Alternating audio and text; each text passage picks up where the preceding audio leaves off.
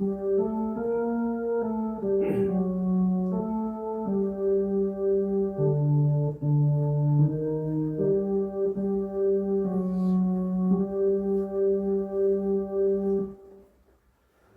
영광이요 땅에는 하나님의 기뻐하심을 입은 자들 중에 평화로다 외쳤던 천사의 메시지가 지금 들려오는 때입니다. 주님의 은혜가 모두 위에 함께하기를 빕니다.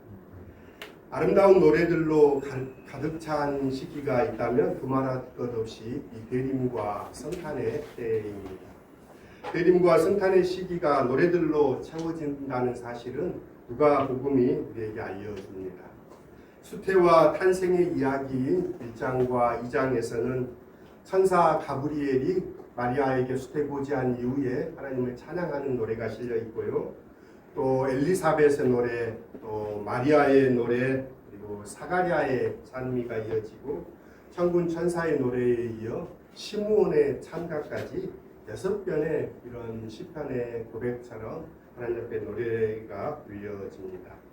성탄을 바로 눈앞에 둔 시간 우리는 아이를 잉태한 두 여인의 노래를 듣습니다. 오늘 본문은 엘리사벳의 노래입니다. 한 여인인 이 엘리사벳은 잉태할 수 없을 만큼 나이가 많은 반면 또 다른 한 여인인 마리아는 아기를 갖기에 너무 어린 소녀입니다. 6달 전에 엘리사벳에게는 세례 요한이 그리고 마리아에게는 이제 막 예수가 잉태되었습니다. 수태할 수 없었던 두 여인이 수태를 하게 되고 서로 만나 노래한다는 점에서 닮았지만 그 과정과 의미는 대조적입니다. 누가는 의미심장한 두 수태와 출생 이야기를 극적인 방식으로 들려줍니다. 먼저는 천사 가브리엘이 늙은 제사장 사가랴를 찾아옵니다. 그의 아내 엘리사벳이 아이를 갖게 될 것을 고지하는 이야기가 나옵니다. 사가랴는 제사장이고 아이 갖기를 고대해 왔음에도 천사가 말하는 수태의 약속을 처음에는 믿지 않았습니다. 믿지 못하는 사가랴에게 증거가 주어지는데 아이가 출생할 때까지 사가랴는 말을 못하게 된다는 것입니다. 믿는 사람에게 증거가 필요할까요? 믿지 않는 사람에게 증거가 필요할까요? 믿는 사람에게는 증거가 필요하지 않지만 믿지 않는 사람들에게 증거가 필요합니다. 그래서 어쩌면 증거란 믿음 없는 이들에게 소용됩니다. 이어서 마리아의 수태고지 이야기가 등장합니다. 사가랴를 찾아갔던 그 천사 가브리엘이 6달 후에 마리아를 찾아와 마리아가 잉태하게 되었다고 알려줍니다. 스스로를 비천한 여종이라고 밝히고 있는 바대로 마리아는 사제 가문도 아니고 또 아이를 가져서는 안 되는 남자를 알지 못하는 소녀입니다. 그런데 잉태를 감당할 수도 없는 소녀에게 불과한 마리아에게 말씀대로 내게 이루어질지어다 라는 말로 그녀는 자신의 믿음을 보여줍니다. 앞선 이야기에서 사가랴와 선명하게 대조되는 대목입니다. 믿음을 지닌 마리아가 예수를 수태하는 것은 당연합니다. 믿음 있는 이를 통하여 하나님의 뜻은 전진하고 실현된다는 것은 누구나 인정합니다. 그러나 주목해 볼 것은 사가랴가 믿지 않았음에도 불구하고 그의 아내는 장차 세례 요한이 될 아이를 잉태했다는 점입니다. 사람의 믿음 없음이 하나님의 일을 가로막지 못한다는 사실을 보여줍니다. 하나님의 뜻은 사가랴의 불신을 돌파하며 성취를 향해 나아갑니다. 믿음이 없다고 해서 사가랴를 버리지 않습니다. 그는 약속이 이루어지는 전 과정을 목도하고 마침내 약속이 성취되었을 때 그의 혀는 풀리고 이불을 열어 하나님을 찬양하고 성령으로 충만하여 요한에 대하여 예언합니다. 약속하시고 약속을 유지시키며 약속을 이루시는 분은 하나님이십니다. 하나님이 보내신 분이 우리에게 오신다는 약속의 드라마 속에서 마리아, 사가랴, 엘리사벳 등은 각각의 배역을 맡습니다. 누구는 단번에 믿음을 보이고 누구는 믿음에 이르는 시간이 걸립니다. 그리고 이 모든 차이와 장벽을 넘어 하나님의 말씀은 이루어집니다. 불신하는 이들까지 아우르며 말입니다. 이 드라마는 약속하시고 성취하시는 하나님의 이야기이며 그렇기에 이 이야기의 주인공은 하나님이십니다. 오늘의 장면은 이제 막 아기를 가진 소녀 마리아가 6달 전에 임신한 노파 엘리사벳을 찾아가는 것으로 시작됩니다.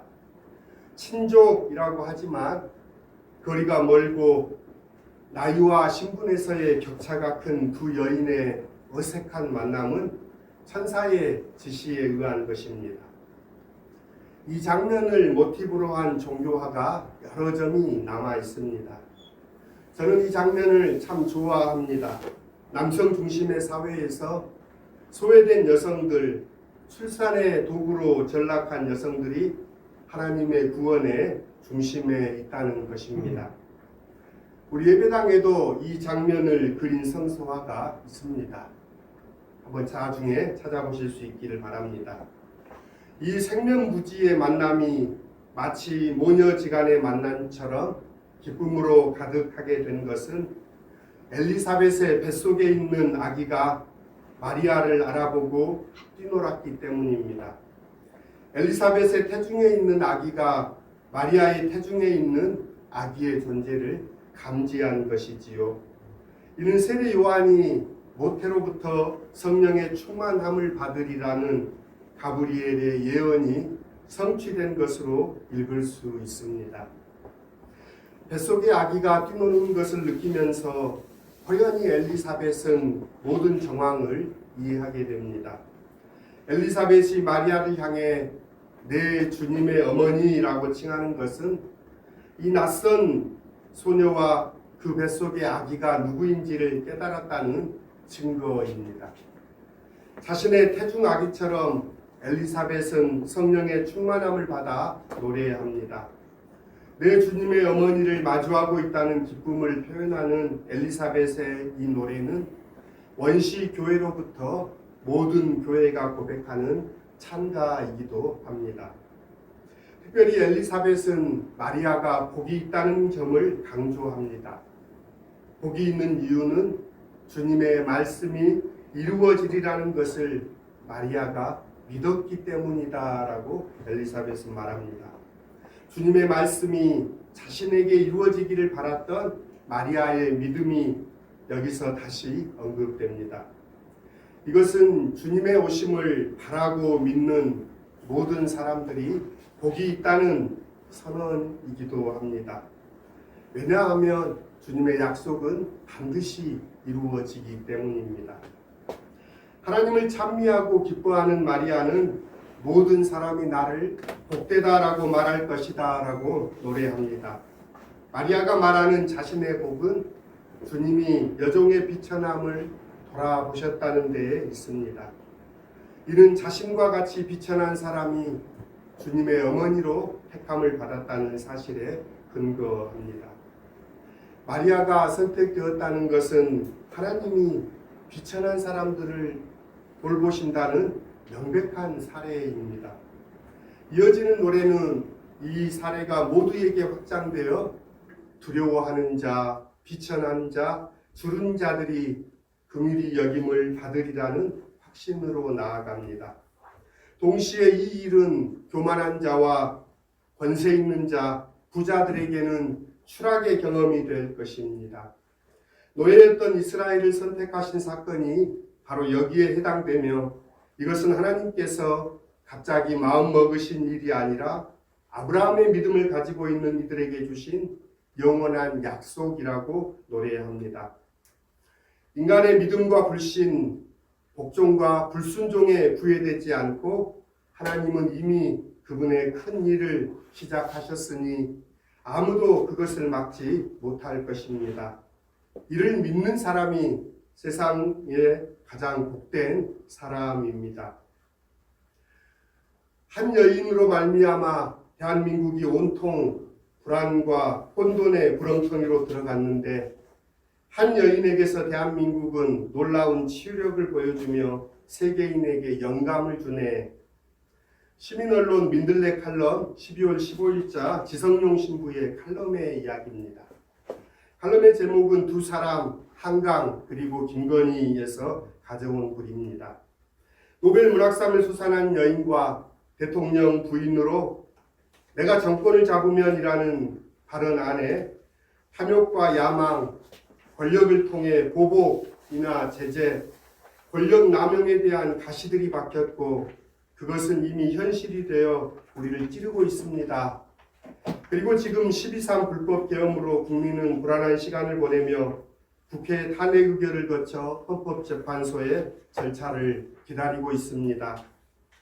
김건희는 아직까지 대한민국 대통령 배우자로서 그동안 온갖 구설에 휘말려 있습니다. 주가 조작, 양평고속도로 종점 변경, 명품백 수수 등 공적인 권력을 이용해 사사로운 이익을 추구했던 탐욕의 여인으로 대중들은 이해하고 있습니다. 김에 보여지는 삶은 현대사회가 이상적으로 여기는 성공의 전형처럼 보입니다. 부와 권력 그리고 화려한 외적 이미지의 이면에는 수많은 논란과 비난이 이어집니다. 그녀를 둘러싼 여러 논란은 욕망을 넘어선 탐욕이 인간의 도덕적 책임과 사회적 신뢰를 얼마나 쉽게 잠식할 수 있는지를 보여줍니다. 반면에 한강은 전혀 다른 삶의 모습, 가능성을 보여줍니다. 그녀의 작품은 인간 존재의 고통, 억압, 그리고 인간의 연대의 가능성을 탐구합니다. 그녀는 우리가 가진 내적 갈등과 사회적 비극을 냉철하게 들여다보며 그 속에서 희망과 치유의 가능성을 찾아내려고 합니다. 한강 작가의 삶과 문학은 물질적 욕망을 넘어선 인간성에 대한 고뇌, 인간 내면의 탐구와 성찰로 우리에게 존재에 대한 깊은 의문을 성숙하고 성장하게 합니다. 어느 수도자나 성직자보다 더욱 깊은 생각과 말과 글을 길어 올렸습니다. 두 여인은 우리 사회가 나아갈 방향에 대해 중요한 질문을 던집니다. 한강 작가는 우리가 욕망을 넘어 초월적 가치를 추구해야 함을 일깨웁니다. 욕망은 당장의 성취를 가져올 수 있지만 초월은 인간 본질을 깨닫고 이를 통해 지속 가능한 삶의 의미와 가치를 찾게 합니다. 과거가 현재를 도울 수 있는가? 죽은 자가 산 자를 구할 수 있는가? 인간은 어떻게 이토록 폭력적인가? 동시에 인간은 어떻게 그토록 압도적인 폭력 앞에 반대편에 설 수 있는가? 우리가 인간이라는 종에 속한다는 사실은 대체 무엇을 의미하는가? 한강 작가의 질문이지요. 그녀의 질문은 언제나 우리를 압도합니다. 사람은 끊임없이 물질적인 욕망을 추구하며 때로는 타인을 배제하고 공동체를 희생시키며 살아가지만 동시에 사람은 인간다움, 연대 그리고 초월적 가치를 추구할 수 있는 능력을 지닌 존재입니다. 우리는 매일 선택의 기로에 서 있습니다. 하나의 선택은 전체의 방향을 결정하는 중요한 요인이 됩니다. 초월이란 단순히 물질적 욕망을 부정하는 것이 아니라 그 너머에 있는 더 큰 의미와 가치를 추구하는 것입니다. 우리는 각자 자신의 삶에서 그리고 사회와 공동체의 삶에서 무엇을 선택한 것인지를 물어야 합니다. 물질적 성공과 권력의 길을 택할 것인가? 아니면 인간다움을 회복하고 서로를 이해하며 연대하는 길을 걸을 것인가? 선택은 우리에게 달려 있습니다. 그 선택이 나를 만들고 완성할 것입니다. 여기까지가 칼럼인데요. 이 칼럼을 읽으면서 엘리사벳과 마리아는 어느 편에 섰을까 생각해 봅니다. 두 여인은 하나님의 약속의 말씀을 붙들고 그 믿음 안에 서 있습니다. 두 여인은 초월의 편에 서 있습니다. 하나님의 공동체에 속하여 그녀들은 노래합니다. 아이를 통하여 구원하시는 하나님, 자신들과 같은 비천한 자들이지만 하나님의 은혜가 임하면 마침내 구원을 보게 될 것을 노래합니다. 그러면서 그들은 하나님이 이루실 정의의 나라를 내다보고 있습니다. 설교를 마무리합니다. 어떤 삶을 선택하겠습니까? 욕망을 추구하는 길을 걷겠습니까? 아니면 연대와 공동체, 하나님의 약속인 이 초를 선택하겠습니까? 우리에게 향하신 하나님의 말씀도 반드시 이루어집니다. 주님은 우리의 삶에 오십니다. 주님은 우리에게 너는 복이라 말씀하십니다. 우리는 존귀한 존재입니다. 스스로 여기에서 주님의 뜻 안에 머무는 우리가 될 수 있기를 소원합니다. 두 사람, 김건희와 한강, 그리고 오늘 성서의 본문의 두 사람이 마리아와 엘리사벳을 생각해 봅니다. 다시금 마음을 정하고 숨을 가다듬고 주님이 가신 길, 주님이 오시는 그 길 앞에 우리 서십시다. 그리하여 사랑과 정의의 열매를 맺어 갑시다. 그리할 때 우리에게 오시는 주님을 우리가 기쁘게 맞이할 수 있습니다. 좋으신 주님의 은혜와 평화가 우리 모두 위에 함께하기를 빕니다. 말씀을 생각하시면서 함께 거듭의 기도드리겠습니다. 이제 주님이 가까이 왔습니다. 성탄의 기쁨이 목전에 와 있습니다. 주님을 노래할 시간입니다. 하나님의 약속은 반드시 이루어집니다. 주님께서 비천한 자를 돌아보셨습니다. 주님께서 우리를 복되다 하십니다. 주님의 선하심이 신실하십니다. 예수님의 이름으로 기도드립니다. 아멘.